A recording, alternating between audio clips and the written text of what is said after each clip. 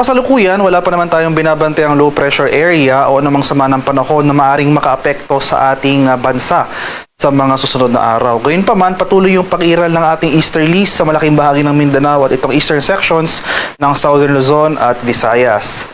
At makikita rin natin dito sa ating latest satellite images, itong mga makakapal na kaulapan na kasalukuyang umiiral dito sa malaking bahagi ng Mindanao ay ang patuloy ng pag-iral ng ating easterlies.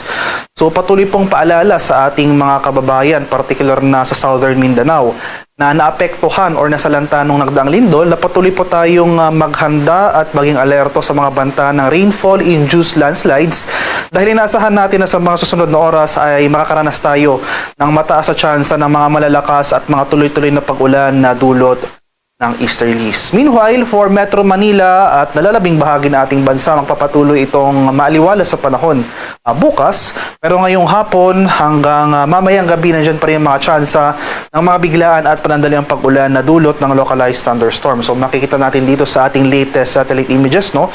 Itong mga kaulapan sa may Luzon at Visayas.